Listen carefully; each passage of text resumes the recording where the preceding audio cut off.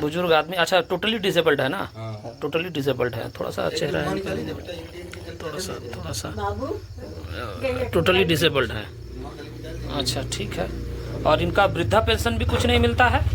और बंद हो चुका, मतलब फिंगर भी नहीं काम करता। हाँ ठीक है, फिंगर काम नहीं करता है, मैंने डिजिटल इंडिया हो गया इसलिए बोल के इनको नहीं मिलता है, है ना? कितना अच्छा डिजिटल इंडिया है। और उसके बाद में इनको जो डिसेबल्ड का जो पेंशन होता है तो दिया जाता है, वो भी कुछ नहीं मिलता है। ऐसे कितना यहाँ पर मिलता है डिसेबल्ड का पैसा? नहीं मालूम है क्या बोलते हैं, मतलब वो जो आधार एवरेज जो यही दिक्कत है, यही दिक्कत है कि यहाँ के गांव देहात में लोगों को कुछ पता ही नहीं होता है, तो कैसे वो लोग सरकार से बोलेंगे कि हमको कुछ? बहुत मुश्किल स्थिति। उड़ा दीजिए इनको, बस उड़ा दीजिए, उड़ा दीजिए। आपका घर कहाँ है? बोल पाती हैं ना आप? क्या नाम है आपका? पुण्य देवी। अच्छा, आपको वृद्धा पेंशन मिलता है? अच्छा, इनको मिलता है क्या? इनको इनको नहीं मिलता? बंद हो गया। बंद हो गया? क्यों बंद हो गया? मतलब फिंगर नहीं काम करता, बोल दो। बोले अच्छा फिंगर नहीं निकला है। अच्छा, अभी तो सिस्टम हो गया है वो फिंगरप्रिंट वाला, उसका वजह से इनको पेंशन अभी नहीं मिलता है। अच्छा, टोटली डिसेबल्ड है, उनका कुछ खर्चा मिलता है डिसेबल्ड के लिए?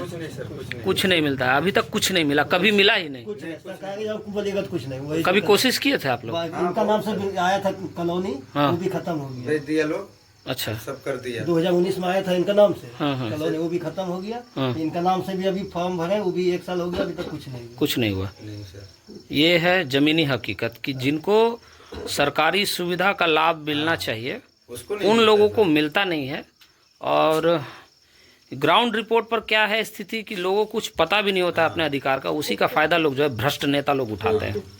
वही बात। इन जैसे लोगों को जो सरकारी सुविधा मिलना चाहिए वो सुविधा इन लोगों तक पहुंच ही नहीं पाता है, और कोई आवाज़ उठाता भी नहीं है, कोई लड़ना भी नहीं चाहता इनके लिए। सब सिर्फ मंच पर आकर के बड़ी बड़ी बातें, और इलेक्शन का टाइम अभी झारखंड में है, बहुत सारा वादा किया जाएगा। कौन सा वादा, कौन नेताओं ने वादा किया होगा इनको देने के लिए, लेकिन अभी तक ये ग्राउंड रियलिटी है। मैं अलगडीहा में हूँ ग्राम में, और ये रियलिटी है कि इन लोगों को जो सुविधा मिलना चाहिए, एक बुजुर्ग दंपत्ति हैं, इनको जो सरकारी सुविधा मिलना चाहिए वो इनको मिल ही नहीं पा रहा है। ये है ग्राउंड रियलिटी। सरकार जिसकी भी हो, मैं सिर्फ ये कहना चाह रहा हूँ कि जो भी गद्दी पर बैठे हैं और बहुत सारा अभी वादा किया जा रहा है, तो थोड़ा आकर इनको भी देखिए कि किस स्थिति में है। यहाँ के जो मुखिया है उनको भी कम से कम देखना चाहिए, जो असुविधा में है उन तक सुविधा पहुँचनी चाहिए। लेकिन इलेक्शन के बाद मुखिया हो चाहे कोई बड़ा नेता हो, गरीबों का याद किसी को नहीं आता है। आता है क्या याद? किसी को नहीं आता है। यह है ग्राउंड रियलिटी। कितने दिनों से तबीयत खराब है आपका? हाँ, पावर मतलब 1 साल 1.5 साल मानिए। 1-1.5 साल से? अच्छा, क्या दिक्कत क्या है? गोड़ हाथ नहीं चलता है, खाना वाना भी नहीं पचता है। चेकअप करवाए थे ना? डॉक्टर दिखाए थे ना? हाँ करवाए थे, तो डॉक्टर क्या बोला? किडनी फेल हो गया है। अच्छा, हाँ। पेशेंट को कैसे बोल देगा डायरेक्ट? अच्छा, रिपोर्ट भी अभी साथ में है। अभी दवा वगैरह तो चल रहा है ना? दवा भी नहीं चल, दवा भी ना के बराबर? लोकल में नहीं देता है डॉक्टर। अच्छा, कहाँ इलाज कहाँ करवा रहे थे? पहले कराए थे धनबाद, उसके धनबाद बाद में? रांची भी गए थे। अच्छा, प्रेम कुमार के पास। अच्छा, सेम मतलब देखा, तो उसके बाद वही दवा चलाए, इंजेक्शन दिया करो 3-3 हज़ार का, वो भी चलाए जहाँ तक सक्सेस हुआ। मतलब 1 लाख रुपये खर्चा किए जब तक हुआ तब तक। अच्छा, उसके बाद अभी मेरा बैलेंस नहीं, क्या कर सकते हैं। मतलब कितना विकट स्थिति है। ये दृश्य शायद किसी के जीवन में ना हो, ये घटना किसी के जीवन में ना हो, किसी को पता हो कि आपकी तबीयत इतनी ज़्यादा ख़राब है कि आप इलाज ना करा पा रहे हो, और दिन प्रतिदिन आप ऐसी स्थिति में जा रहे हो जहाँ से वापस लौटने का शायद समय ना हो, रास्ता ना हो। मैं हूँ झारखंड बगोदर के अलगडीहा ग्राम में। मैं 2 दिन पहले यहाँ पर छठ पूजा के कार्यक्रम में आया था, जहाँ समिति ने मुझे अपने कार्यक्रम में हिस्सा लेने के लिए बुलाया था। स्वभाव है कि मैं जहाँ भी जाता हूँ कुछ न कुछ समस्याओं को देखने का प्रयास करता हूँ कि आसपास क्या समस्या है, उस समस्या को उजागर करने का मेरा हमेशा प्रयास रहता है। इस घर में आया, इस घर में समस्या ही समस्या है।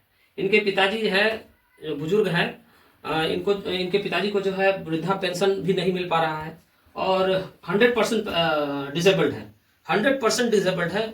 वो भी जो उनको विकलांगता का जो भत्ता मिलना चाहिए वो भी उनको नहीं मिल पा रहा है। ये एक समस्या है। एक और समस्या ये है कि इनका कितने दिन पहले आपको पता चला कि इनकी तबीयत खराब है? अगले साल पिछले साल जून में पता चला कि इनका तबीयत बहुत ज़्यादा खराब है। बहुत ज़्यादा इन सेंस मैं कहना चाह रहा हूँ कि इनका जो 2 किडनी है वो किडनी फिलहाल अभी काम करना बंद कर चुका है, काम नहीं कर पा रहा है। और आप देख रहे हैं कि किस स्थिति में है। झारखंड को बिहार से अलग किया गया था गरीबी और पिछड़ापन को दूर करने के लिए, लेकिन इतने सालों बाद भी तस्वीर जो है अभी भी वही है।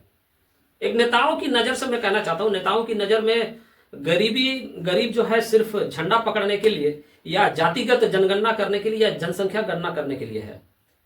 लेकिन उन लोगों को आखिर ऐसे लोगों का परिस्थिति क्यों नजर में नहीं आता है? सबसे बड़ी बात और एक कहना चाहता हूं कि मेडिकल एक्सपेंस इतना ज्यादा बढ़ चुका है कि ऐसा परिवार जो थोड़ा बहुत कमा करके अगर जमा पूंजी कुछ रखता भी हो और ऐसा समस्या अगर आ जाए तो फिर छत तक बेचना पड़ता है, छत तक, इतना मेडिकल एक्सपेंस बढ़ चुका है। अच्छा ये बताइए कि आप इनका इलाज कहाँ कराने के लिए गए? धनबाद के थे।